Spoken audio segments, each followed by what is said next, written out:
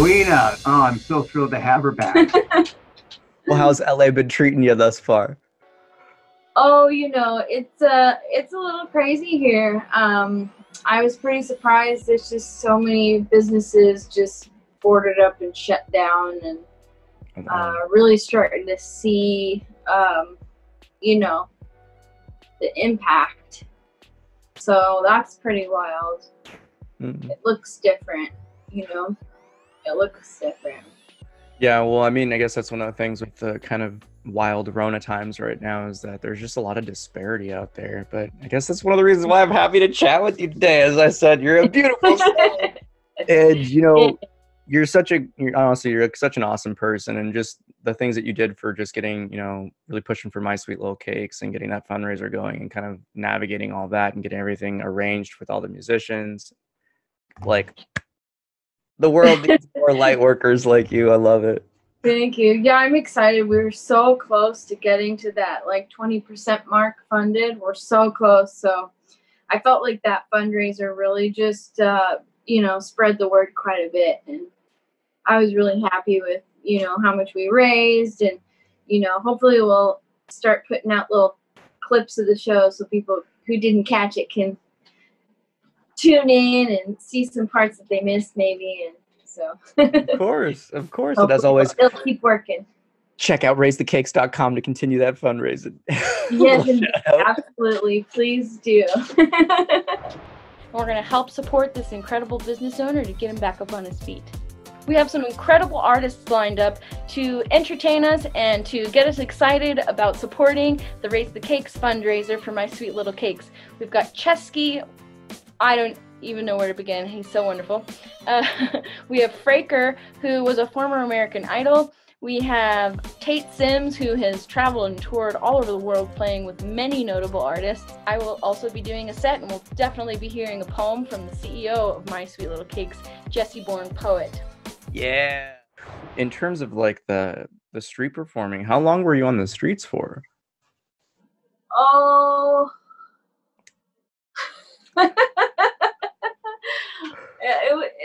It was an off and on thing for my whole life.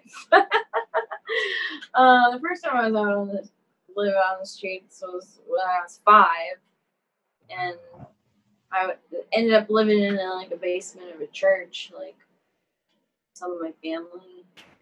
But then I was homeless again when I was 16, 17. And then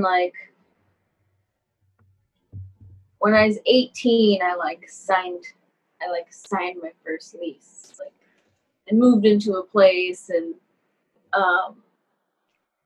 it was St. Vincent de Paul, I think, gave me a voucher for furniture.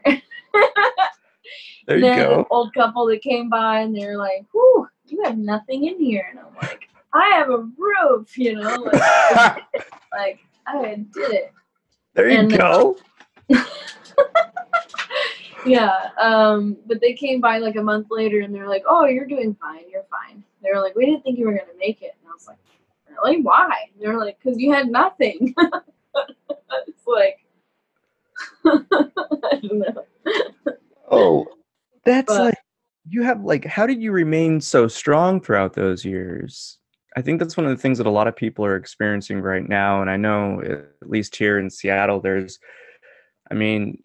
youth homelessness, teen homelessness has just skyrocketed these last few years, especially. So it's what would be some words of encouragement and advice for people that are still dealing with this type of grind? Well, it's just so hard. People have no idea. It's hard to stay clean. It's hard to move forward, and you're just so tired because you just you don't get a break. You don't get to sit down and put your feet up when you're tired. You gotta walk another 5 miles. It's hard. But right now, the problem with homelessness that's going on that's really, really bad, it happened before all this economy and shift with the COVID. It happened before. All this fentanyl was coming in. It was being put into like all the coke and the heroin and the whatever. And like even like the junkies I know that live under the bridges, they were saying that like so much of the drugs are cut with fentanyl, that they all carry these little kits now, and they literally are reviving each other like on a weekly basis. Wow. They're people in their camps are ODing because the stuff is so strong and it's so bad. So there's a massive addiction issue, and someone's pushing that stuff into our small towns and our communities, and they're all gathering in the cities, and it's bad. It's all the way up and down the coast. It's everywhere. It's so bad. That's incredibly discouraging, and I think it's something that a lot of people are even aware of, because it's like what you were just saying, it's breached and gone beyond just like cities. It's in the small towns, it's in the suburbs. I know a few people that have technically OD'd, and one of them has died because of what they think is probably fentanyl poisoning. But again, it's like what you're saying, such a small amount but so strong, and it's just wreaking havoc. So that's an entirely like different thing going on. Yeah, and someone's putting it in the drugs and putting it out on the streets and getting people addicted to it. It's like 100 times more addictive than the cocaine and the heroin itself. I don't know if it's 100 times exactly, but I know it's a lot. I might be exaggerated, but it's either way. It's very, very addictive, and so like I'm grateful and fortunate that I never got addicted to any kind of drugs or anything like that. So like, because I was never a drug addict and I always worked, whether I lived out of my car or this, that, or whatever, I was always seen more as like an artist and a free spirit and a gypsy. And, so, I mean, some people still looked at me as homeless. It depends on who it was. And some people looked at it as it's a fun adventure, but,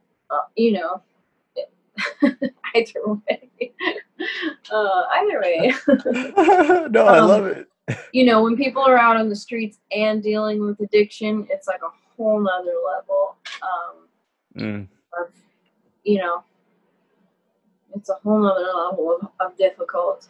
And I mean, we have like elderly people out in the streets that are addicted too, and disabled people out in the streets too.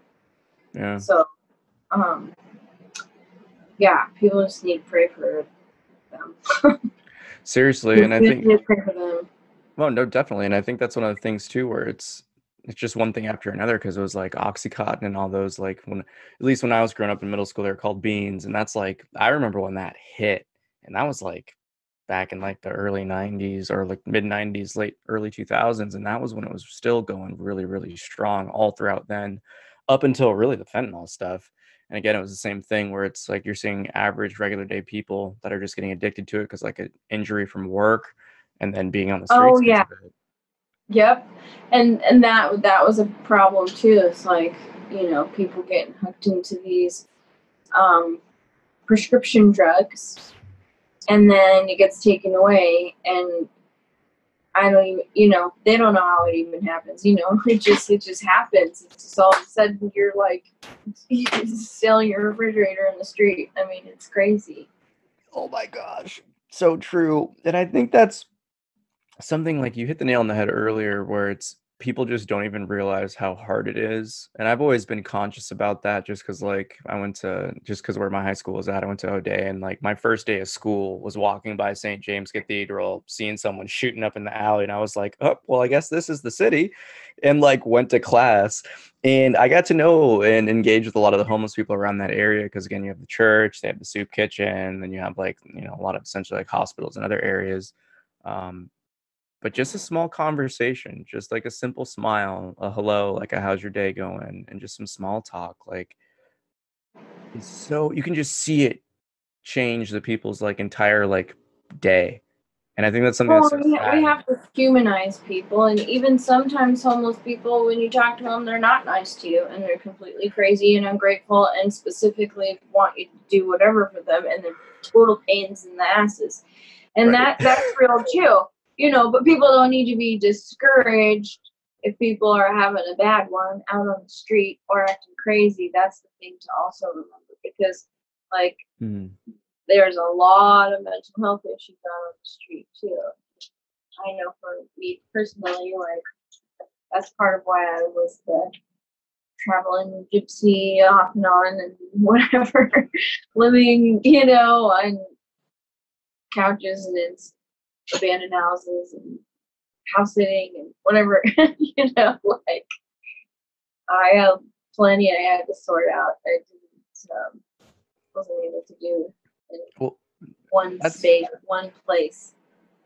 That brings me to my next question is, you know, a lot of your lyrics, you know, you've talked about a journey and you've been essentially liberating yourself and awakening to these deeper levels of life and coming into these deeper knowings and truths that are really just, you said like hippie stuff, it's like, no, but like that real truth, like that love, that oneness, and the potential of really like the human experience. And what has really brought you along that journey of like healing and growth and honestly like spreading love? You know, I feel like that was always part of my personality. I mean, I always had a big opinion about things, and I always was a firm believer in peace and justice and equality, and maybe part of it stemmed from feeling the inequalities that I witnessed and experienced as a kid. You know, maybe that translated outwardly. I don't really know exactly, but yeah, it's. I think for me, it's always been a gift to be concerned about, you know, making sure I'm being compassionate and caring about the world. So I don't know. We need it. We need more people that self-aware. So, all right, I'm going to pop in and say, out of all the places that you have traveled and toured to, which place stands out the most to you as the most memorable? Ooh, I like it. I'm sure there's a lot of places. It might be hard to narrow down. So even top three. Well, I definitely will always remember touring Germany. That will stand out because I got to play not only like different types of like venues and restaurants and whatever, but I was also playing house parties, and it was really, really fun and a unique experience to be in a totally different country and not speak the language and be in people's homes with their families and their friends, you know, smiling and nodding and talking to each other. And like, you know, okay, now we'll perform and singing to them. And then, you know, that was just, I'll never forget that. And there were so many venues that we went to where like the venue owners, they knew we were touring through. And so they would like home cook us a meal and show up to the venue and sit and have a meal with us before we did our sound check. And that really left a huge impression on me. I was like, wow, like I felt so like, it's dope. Yeah, it was so like homey and comfortable. You're a rock star, as I was saying. That's incredible, because I was expecting one response and I got another. So it wasn't. Oh, really? Yeah, I mean, that I have to say it was a genuine Poeina response, though. It wasn't, hey, some great big venue and some fancy place. It was, no, I was in some person's house, some stranger's place playing music. It was wonderful.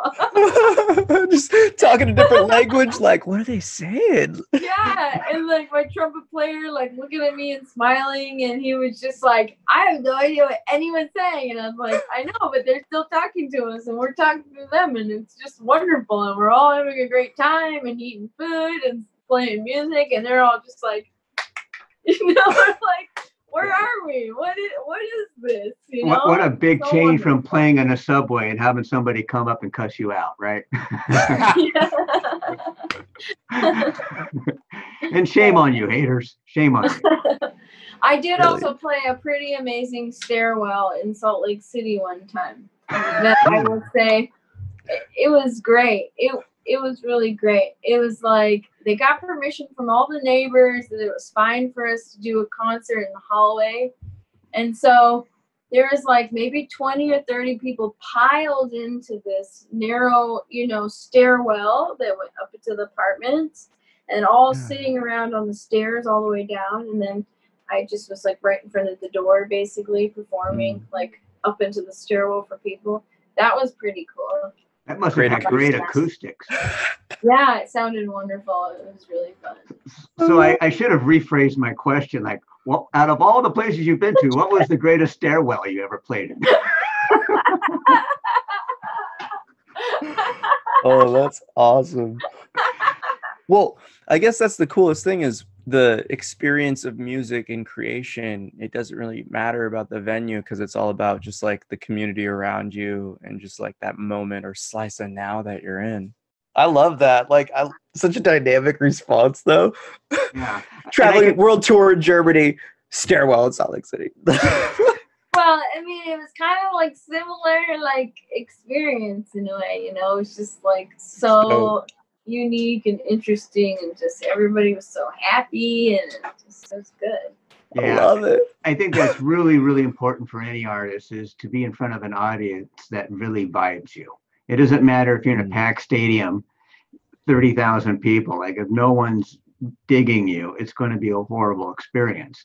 But you can be in someone's living room with a half a dozen people and have the greatest night of your life. Yeah, I always thought it was like, well, if I ever become a household name, it's because I've played in everyone's houses. That is funny. I do have one other question. Yeah. And this is for the creatives out there. Your songwriting process. Yes. Do you come up with melodies first or with words first? Do they like what is your is there a set way that you do things, or is it just they all different? It depends. It depends. Sometimes I write music with this one guy named Rodrigo. His project's called Through. And we've done some collaborations, and he basically like give me a word and we build off of that. But when I write, a lot of times I write either something on the guitar and then it turns into something, and then I'll make like placement words for how I want it to fit together, and then I'll count the syllables and then put words that are supposed to be there. That makes sense. I do that with videos. I put placeholders there, and that's just a temporary, and I'll come back and change it. Sometimes they end up sticking around. Sometimes they don't. But I get that. Yeah, that's an interesting concept. I never thought about that with songwriting, though. Yeah. Yeah. Sometimes it's lyrics will come first, and I'll try to figure out how to put music to it, but it usually turns out very, very different when I do it one way or the other. So I have songs that are like brother and sister, and then I have songs that are more like cousins, and then some that are more like twins, how they come about, but they usually come in pairs. And there was a period of time they all came in threes, but oh wow, they come two at a time. Interesting. I was not expecting that response. Go ahead, Peter. No, I mean, that gets me because it's because I had two more questions for you, and one of them you just kind of hit the nail on the head is like that role of just kind of like duality and that kind of surge. Do you find that each song that you have kind of comes in with like a dark and a light? Because you're like your experiences are very like a wide journey. Yeah, sometimes it's like a dark and a light, but sometimes they're just like, very rarely are they twins, are they just exactly the same, but different, but I think a lot of times that they'll be two completely different Ooh. sides of the same situation, you know, like Two perspectives of the same story, two perhaps. different ways to process the same drama. I don't know. Oh, Have a happy always. I love it. That concludes this episode of Creatives Chat. Thank you for watching. Join us every Thursday at 3:33 p.m. Pacific Daily Time as creative minds get together and chat about who knows what. View more episodes on our YouTube channel. Don't forget to like and subscribe.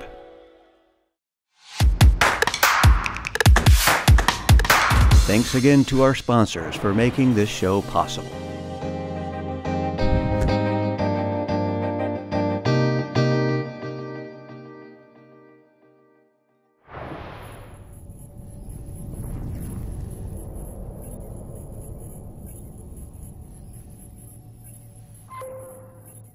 Oh my gosh, that was a great way to. I love that. That was super powerful.